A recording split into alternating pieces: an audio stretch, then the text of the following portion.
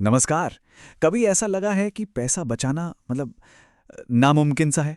हर महीने सैलरी आती तो है, लेकिन महीने के आखिर में हाथ में कुछ नहीं बचता। तो आज हम इसी पहेली को सुलझाने वाले हैं। पैसे बचाने के पीछे की साइकोलॉजी को समझेंगे और इसका एक पक्का इलाज ढूंढेंगे। ये कहानी ना हम में से ज्यादातर लोगों की है। महीने की पहली तारीख को अकाउंट में पैसे आते हैं और लगता है वाह, लेकिन देखते ही देखते महीना खत्म होते होते अकाउंट खाली हो जाता है। और सबसे मजे की बात, पैसा गया कहाँ ये भी ठीक से याद नहीं रहता। अगर ऐसा महसूस होता है तो इसमें कोई हैरानी की बात नहीं है। आप अकेले नहीं हैं। इंडिया में पता है 70% लोग एक सैलरी से बस दूसरी सैलरी तक ही पहुंच पाते हैं। तो ये कोई पर्सनल फेलियर नहीं है, ये एक बहुत ही कॉमन प्रॉब्लम है। देखिए, असली प्रॉब्लम कम सैलरी नहीं है। असली प्रॉब्लम है पैसों को मैनेज करने के लिए किसी सिस्टम का ना होना। जब कोई सिस्टम ही नहीं होता तो पैसा कहां से आता है और कहां बह जाता है, इसका ट्रैक रखना लगभग नामुमकिन हो जाता है। और सच कहूं तो हमारे सबसे बड़े दुश्मन ये छोटे छोटे खर्चे होते हैं।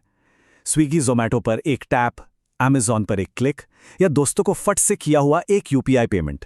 इन पर ध्यान ही नहीं जाता, लेकिन महीने के आखिर में यही सब मिलकर एक बहुत बड़ा अमाउंट बन जाते हैं। तो फिर असली जड़ क्या है?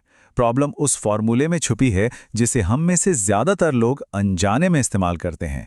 ये एक बहुत छोटी सी गलती लगती है, पर इसका असर बहुत बड़ा होता है। ज्यादातर लोग ऐसे ही चलते हैं। सैलरी आई, उसमें से सारे खर्चे कर दिए, जरूरी वाले भी और शौक वाले भी। और फिर महीने के आखिर में जो थोड़ा बहुत बच गया उसे सेविंग्स मान लिया। पर प्रॉब्लम तो यही है कि अक्सर कुछ बचता ही नहीं है। और बस यहीं पर जो लोग फाइनेंशियली सक्सेसफुल होते हैं वो एक छोटा सा लेकिन बहुत पावरफुल बदलाव करते हैं। वो इस फॉर्मूले को पूरा का पूरा पलट देते हैं। उनका फॉर्मूला है सैलरी माइनस बचत बराबर है खर्चे। मतलब सैलरी आते ही सबसे पहला काम है सेविंग्स को अलग करना, फिर जो पैसा बच गया उसी से अपने खर्चे चलाना।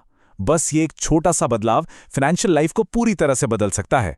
तो ठीक है, ये नया वाला फॉर्मूला तो समझ आ गया, लेकिन इससे असल जिंदगी में कैसे लागू करें? इसके लिए एक बहुत ही सिंपल, बहुत ही प्रैक्टिकल सिस्टम है जिसे कोई भी फॉलो कर सकता है। चलिए देखते हैं ये कैसे काम करता है। इसे कहते हैं 50-30-20 रूल। ये आपकी इनकम को बांटने का एक सीधा साधा फ्रेमवर्क है। ये नियम आपके हर एक रुपए को एक काम दे देता है, जिससे सारा कंफ्यूजन ही खत्म हो जाता है। तो इसका मतलब ये है कि आपकी इनकम का 50% हिस्सा जाएगा आपकी ज़रूरतों पर, जैसे घर का किराया, राशन पानी, बिल्स, जिनके बिना गुजारा नहीं हो सकता। 30% हिस्सा जाएगा आपकी इच्छाओं पर, जैसे बाहर खाना, शॉपिंग करना, घूमना फिरना। और सबसे ज़रूरी 20% हिस्सा सीधा आपकी सेविंग्स और इन्वेस्टमेंट में जाएगा। चलिए एक उदाहरण से इसे समझते हैं। मान लीजिए कि महीने की सैलरी है 50,000 रुपए। तो इस नियम के हिसाब से 25,000 रुपए जरूरतों के लिए, 15,000 रुपए इच्छाओं के लिए और पूरे 10,000 रुपए सीधे बचत में जाएंगे। देखा, अब हिसाब रखना कितना क्लियर और आसान हो गया। चलिए अब आते हैं सबसे जरूरी हिस्से पर।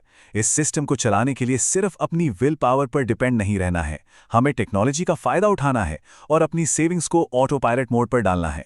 ये बहुत ही आसान है। जिस दिन सैलरी अकाउंट में क्रेडिट होती है, बस उसी दिन के लिए एक ऑटोमेटिक ट्रांसफर सेट कर दीजिए। ये आपके 20% हिस्से को किसी दूसरे सेविंग्स अकाउंट या किसी एसआईपी में भेज देगा। इसके बाद आपके मेन अकाउंट में जो पैसा बचा है, बस उसी को खर्च करना है। सिंपल। इसके पीछे एक बहुत मजबूत साइकोलॉजिकल ट्रिक काम करती है। Out of sight out of mind. जब सेविंग्स का पैसा आपके रोज के खर्च वाले अकाउंट में दिखेगा ही नहीं, तो उसे खर्च करने का ख्याल भी नहीं आएगा। अब जरा लॉन्ग टर्म की बात करते हैं। ये सिस्टम सिर्फ 1-2 महीने के लिए नहीं है। असली जादू, असली मैजिक तब होता है जब आप इसे लगातार करते रहते हैं, महीने दर महीने, साल दर साल। याद रखिए, छोटी छोटी आदतें ही आगे चलकर बड़े रिजल्ट्स देती हैं। तो एक बात गांठ बांध लीजिए, फाइनेंशियल फ्रीडम कोई लॉटरी का टिकट नहीं है जो अचानक लग जाएगी। ये तो अनुशासन और छोटी छोटी सही आदतों को रोज दोहराने से बनती है। इस टेबल पर एक नजर डालिए। अगर रोज सिर्फ 200 रुपए का निवेश किया जाए तो 1 साल में ये 73,000 रुपए बन जाते हैं, और 10 साल में यही छोटी सी रकम लाखों में बदल सकती है। ये कंपाउंडिंग का नहीं, ये अनुशासन का जादू है। तो आज से बचत को एक त्याग या कोई सजा की तरह देखना बंद कर दीजिए। ये कोई त्याग नहीं है, ये तो अपने आने वाले कल के लिए आजादी खरीदना है। ये खुद को वो ताकत देना है जिससे भविष्य में पैसों को लेकर कोई टेंशन ना हो। तो अंत में सवाल सिर्फ एक ही बचता है, अपने भविष्य का कंट्रोल किसके हाथ में देना है? आज की इन छोटी छोटी आदतों के या फिर हालात के? फैसला आपका है।